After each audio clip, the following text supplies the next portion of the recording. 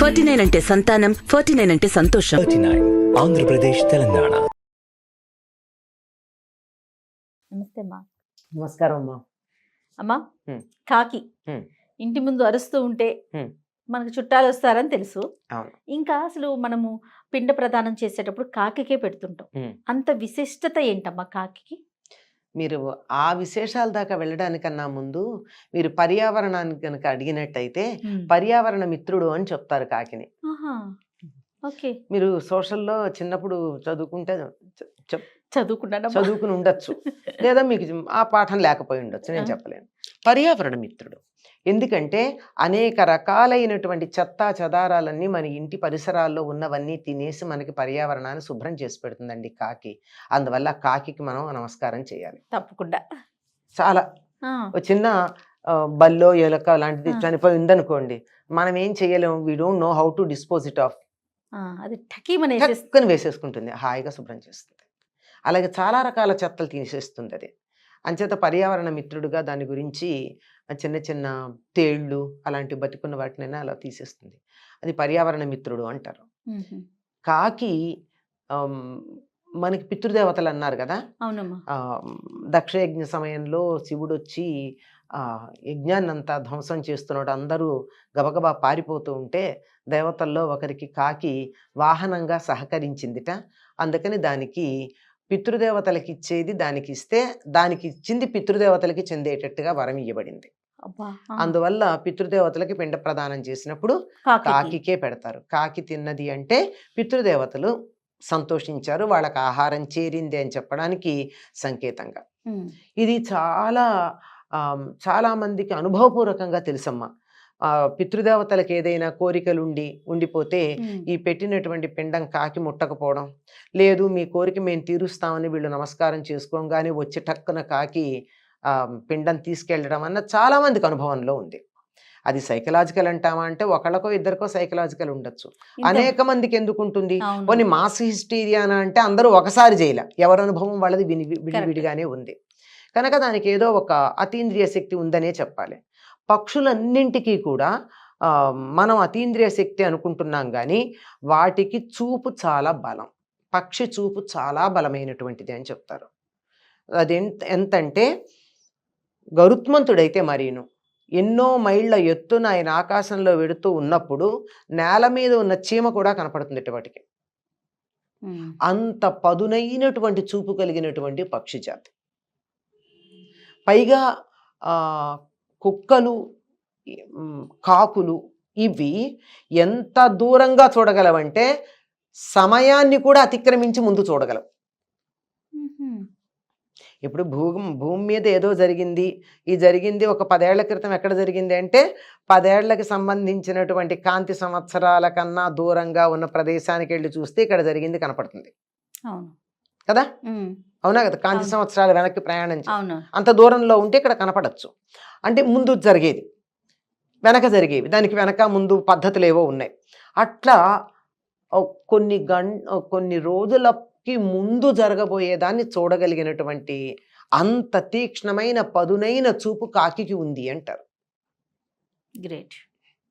అందువల్ల రేపు మన ఇంటికి బంధువులు వస్తున్నారు ఇవాళ్ళో రేపు అన్నప్పుడు ఆ కాకి వచ్చి అరుస్తుంది అని. అందుకే మన కబురు చిలకతో కబురు పంపుతాను, పావురంతో కబురు పంపుతాను అని అనరు, కాకితో కబురు పంపితే వచ్చేస్తాము అంటారు. ఎందుకంటే ఇంకొకటి కూడా ఉంది. సామాజికంగా గనక ఆలోచించినట్టయితే మిగిలిన ఏ జంతువులు పక్షుల్లోనూ లేనటువంటి ఐకమత్యం కాకుల్లో కనపడుతుంది. కరెక్ట్ అమ్మా. ఇంతే పెట్టండి ఆహారం, అక్కడ కావు కావు అని 10 మంది పిల్లల్ని తీసుకొచ్చు కాకుల్ని పిలుస్తుంది. కుక్క ఇంత పెట్టినా ఇంకో కుక్కని రానేదు. మనం కాకి జాత కుక్క జాత అనేది మనం నిర్ణయించుకోవచ్చు, తప్పేం లేదు కాకుల్లా ఉంటే. కాకి లాంటి సామూహికంగా ఉండేటటువంటి ఒక యూనిటీ ఏదైతే ఉందో దానికి మాత్రం మనం చాలా గొప్పగా దాన్ని అభినందించాల్సిందే, అనుసరించదగినటువంటిదే. పైగా వాటికి శుచి ఎక్కువ. ఎక్కడైనా వాటిల్లో ఎవరైనా అసలు కాకులు వాటంతటవి సహజ మరణం లేదట వాటికి. అవునమ్మా. అందుకే కాకిలా కలకాలం బతకడం అనే మాట బతుకునంటారు. కూడా ఉంది. ఆ, వాటికి సహజమైన మరణం లేదని చెప్తారు. ఏదో దెబ్బ తగిలో, ఏ కరెంటు తీగ తగిలో, ఎవరో ఉండే సాధారణంగా కాకిని ఎవరు చంపరు, కాకి మాంసం తినరు కూడా. అవును. కానీ దాన్ని అలా ఏదో దెబ్బ తగిలో, ఏదో కారణంగా చనిపోతే మిగిలిన కాకులన్నీ వెళ్ళి స్నానం చేస్తాయి. చాలా అరుదుగా సాయం వేళ కాకులన్నీ స్నానం చేసినా కనపడితే వాళ్ళ జాతి కాకి ఏదో చనిపోయిందని అర్థం. కాకి నీళ్లల్లో మునిగొస్తుంది. అంత కట్టు ఉన్నటువంటిది, యూనిటీ ఉన్నటువంటిది చాలా కాకి. నేర్చుకోవాలి అయితే. అయ్యో, కాకిని చూసి నేర్చుకోవాల్సిన చాలా ఉన్నాయమ్మా. కాకిలో 10 మందితో కలిసి ఉండడం అన్నది, ఒకళ్ళకి ఏదన్నా ఆపద వస్తే అందరూ బాధపడడం అన్నది, ఇతరుల శ్రేయస్సు కోరుకోవడం అన్నది, చెత్తని శుభ్రం చేయడం అన్నది, ఇలాంటివన్నీ కాకిలో ఉండేటటువంటి సద్గుణాలే. అమ్మ భవిష్యత్తు కూడా ముందే తెలిసిపోతుందమ్మా అదే కాకికి. కాస్త ముందు తెలుస్తుందన్నా కదా ఆ. బంధువులు, అంతే. అంతకన్నా ముందు ఏం తెలుస్తుందో విపత్తులు అలాంటివి ఏమైనా అవేమి తెలుస్తుందని ఎక్కడా విన్నారా? మనకు ఉన్నట్టు లేదు. ఒక ఆ. దీనికి సంబంధించిందే చెప్తాను. ఓకే. జంతువుల్లో చాలా వాటికి ఉన్నాయమ్మా అవును. అట్లా. అవును. ఇప్పుడు తుఫాన్లు రాబోయే ముందు తేనెటీగలు, తూనీగలు అవును. వేరే వేరే వెళ్తూ రకంగా ఉంటాయి. ఉంటాయి. ఆ, సీతాకోక చిలుకలు తుఫాన్లవి. మామూలు వానలు వచ్చేటడితే మనకి తూనీగలు, తర్వాత రెక్కల చీమలని చెప్తారు, ఉసుళ్ళు అంటాం వాటిని. ఆ. ఇవన్నీ వచ్చాయంటే బాగానే ఎండగా ఉంటుంది, వేసవికాలం హాయిగా ఉంది, ఆకాశం కూడా తేటగానే ఉంది. హఠాత్తుగా సాయంకాలం 4 అయ్యేటప్పటికి ఉసుళ్ళు ముసుకుని వచ్చాయనుకోండి, అరగంటలో గంటలో వాన వస్తుంది. అప్పటిదాకా ఎండగా ఉన్నది కూడా. ఓకే. ఓకే. తూనీగలు బాగా తిరుగుతున్నాయి అనుకోండి, వాన వచ్చేస్తుందని మనం గుర్తించేయచ్చు. ఉమ్. అంటే అవి కొన్ని గంటల ముందు రాబోయే వాతావరణాన్ని గమనించగలవు మనిషి కన్నా. ఓ. జంతువులు, పిట్టలు వీటన్నింటికి ఉంది. మనకన్నా వాటిని ఏమంటారంటే సహజాతము, ఇన్స్టింక్ట్ అంటారు. ఉమ్. అవేం పెద్దగా వాటి ఇంద్రియాలను ఉపయోగించవు, వాటి మనస్సుకే ఆ ప్రేరణ కలుగుతుంది, ఇన్స్టింక్ట్.